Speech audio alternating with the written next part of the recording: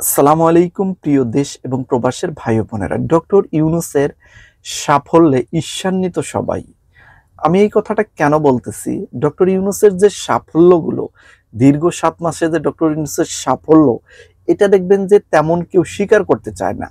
হোক সেটা বিএনপি, হোক সেটা জামাত, আওয়ামী লীগ তো স্বীকার করবেই না। ইন্ডিয়া তো আছে, লেগেই আছে ইন্ডিয়ার মিডিয়া। তো কেমন যেন ডক্টর ইউনূসের যে এত সাফল্য, এগুলো কেউ স্বীকার করতে চায় না। স্বীকার করতে তাদের কেন যেন দ্বিধা, যে স্বীকার করলেই হয়তো ডক্টর ইউনূস অনেকদিন সরকার প্রধান হিসাবে থেকে যাবে। শুধু ব্যর্থতা, দেখবেন যে এদের মুখে শুধু ব্যর্থতার আলোচনা। ব্যর্থতা কি? প্রশাসনিক দুর্বলতা। এটা মানতে হবে যে ডক্টর ইউনূস সরকার প্রশাসনিকভাবে অনেকটাই দুর্বল। প্রশাসনিকভাবে সফলতা এখন পর্যন্ত অর্জন করতে পারেনি, এটা আমরাও মানি, সবাই মানে, দেশের জনগণও মানে। কালকে একটা জরিপ হয়েছে, দেখলাম যে চট্টগ্রাম বা অন্যান্য জায়গাতে, সব জায়গাতে একটা জরিপ হচ্ছে। প্রায় লোক, শতকরা প্রায় ৮০% থেকে ৯০% লোকই বলতেছে ডক্টর ইউনূস সরকার আরো কিছুদিন থাকা দরকার, ডক্টর ইউনূস সরকার আমাদের জন্য ভালো। তাহলে সমস্যা কোথায়? সমস্যা হচ্ছে মিডিয়াতে দেখাই। ধরেন যে আইন শৃঙ্খলা বাহিনীর যে দুর্বলতা, এগুলো খবর আমরা যখন শুনি তখন মনে হয় দেশটা একদম শেষ, দেশে আর কোনো কিছু নাই, একদম খারাপ অবস্থায় চলে গেছে। বিষয়টা কিন্তু ওরকম নাই। দেশে এই এরকম ছিনতাই, এরকম চুরি ডাকাতি আগেও হতো, কিন্তু আগে ওইভাবে মিডিয়াতে প্রচার করতে সাহস পেত না। এই যে মিডিয়াগুলো এখন নির্ভয়ে প্রচার করতেছে, এগুলো তখন প্রচার করতে পারতো না। তখন দলীয় লোকজন করতো, দলীয় লোকের দাপটে সেই জায়গায় ধামাচাপা দিয়ে রাখতো। কিন্তু এখন তো কোনো দলীয় লোক নাই, এখন যেই করতেছে ধামাচাপা দেওয়ার শক্তি তার হচ্ছে না, খবরগুলো বের হয়ে যাচ্ছে। এটাই হলো পার্থক্য দেশে। গতকালকে একটা দেখলাম যে রিপোর্ট পেশ করেছে, গত 5 বছরে বাংলাদেশে যে পরিমাণ ধর্ষণ হয়েছে তার প্রতি মাসে যদি গড়ে হিসাব করা যায়, তাহলে গড়ে ৩১ জন প্রতি মাসে ধর্ষণ শিকার হয়েছে দীর্ঘ 5 বছরে, শুধুমাত্র এই বছর না। আর এই যে 2000 মানে ডক্টর ইউনূস সরকার ক্ষমতা হাতে নেওয়ার পর থেকে দীর্ঘ 7 মাসে যে পরিমাণ শিশু ধর্ষণ বা নারী ধর্ষণ হয়েছে, তার শতকরা এই 7 মাসের হিসেব করলে করলে গড়ে এক মাসে 18 জন নারী ধর্ষণ হয়েছে, শিশু বা নারী। তো দীর্ঘ 5 বছরের জরিপ যখন টানা হচ্ছে, তখন হচ্ছে 31 থেকে 32 গড়ে প্রতি মাসে। আর এখন এই 7 মাসের জরিপ করা হয়েছে 18 থেকে 19 জন বা 18 জন সামথিং। তো তাহলে একটা জিনিস চিন্তা করেন, এই জরিপ কিন্তু আমাদের না, এই জরিপ কিন্তু বহির্বিশ্বের। বাংলাদেশের উপর যারা নজরদারি রাখেন বা যারা দেখেন যে বাংলাদেশের আইন শৃঙ্খলা বাহিনী কেমন হয়েছে, সাময়িক পরিস্থিতি কেমন চলতেছে, তাদের কিন্তু জরিপ এটা। এটা বাংলাদেশের কোনো প্রতিষ্ঠানের জরিপ নয়। তো তাহলে সর্বসাকুল্যে দেখা যাচ্ছে যে আগে কিন্তু আরো বেশি হতো ধর্ষণ, কিন্তু এখন প্রচার বেশি হচ্ছে, যার কারণে কিন্তু অস্থিতিশীল পরিস্থিতি চারিদিকে দেখা যাচ্ছে। তো যেটাই হোক, বেশি হোক কম হোক, আমরা এর তীব্র নিন্দা জানাই, এর প্রতিবাদ জানাই। দেশে থেকে ধর্ষণের শাস্তি সর্বোচ্চ করা হোক, ধর্ষণের শাস্তি প্রমাণস্বরূপ একদম প্রকাশ্যে ফাঁসি দেওয়া হোক। তাহলে দেখবেন যে ধীরে ধীরে ধর্ষণ একদম শূন্যের কোঠায় চলে যাবে, একদম নিম্ন কোঠায় চলে যাবে। তারা কোনো মেয়েকে নিয়ে ধর্ষণ করার কেউ সাহসও পাবে না। তো ডক্টর ইউনূস সরকার কিন্তু এখানে ভালো দুটি উদ্যোগ নিয়েছে। একটা উদ্যোগ হচ্ছে দেশের পণ্য ওয়েবসাইট কিন্তু বন্ধ করে দিয়েছে। আর আরেকটি হচ্ছে, যে বিচারটা 6 মাসের ভিতর হতো সেটা 3 মাস কমিয়ে 3 মাসের ভিতরে, মানে 90 দিনের ভিতরে ধর্ষণের বিচার হবে এবং রায় হবে, এবং 90 দিনের ভিতরে তার ফাঁসি হোক, জেল হোক, যেটাই হোক, কার্যকারিতা হয়ে যাবে।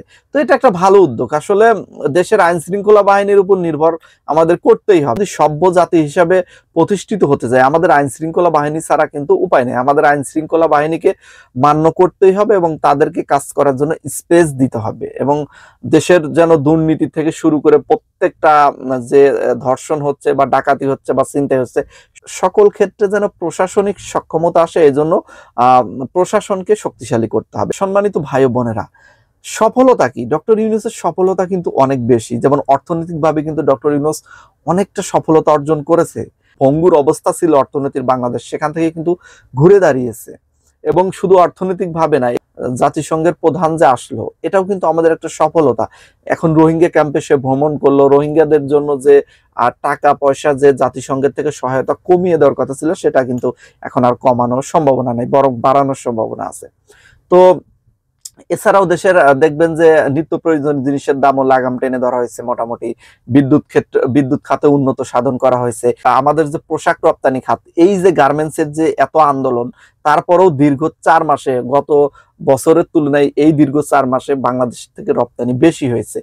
এবং আরো এখানে একটা মজার বিষয়, সেটা হচ্ছে আগে ইন্ডিয়া হয়ে রপ্তানি হতো, এখন মালদ্বীপ হয়ে রপ্তানি হচ্ছে। আগে ইন্ডিয়াতে, বাংলাদেশ থেকে প্লেন গিয়ে ইন্ডিয়াতে নামতো, সেখান থেকে কার্গো প্লেনে মাল আমেরিকা বলেন, ইংল্যান্ড বলেন, বা যে কোনো দেশে চলে যেত। ইন্ডিয়ার এয়ারপোর্ট ব্যবহারের ফলে তাদেরকে একটা বড় অ্যামাউন্ট আমাদের দিতে হতো, কিন্তু এটা কিন্তু খরচ অনেকটা কমে গেছে। এখন আমরা মালদ্বীপ থেকে কাজ করতেছি, যার কারণে কিন্তু এখানে অনেকটা কমে গেছে খরচ, রপ্তানি খরচও কমে গেছে।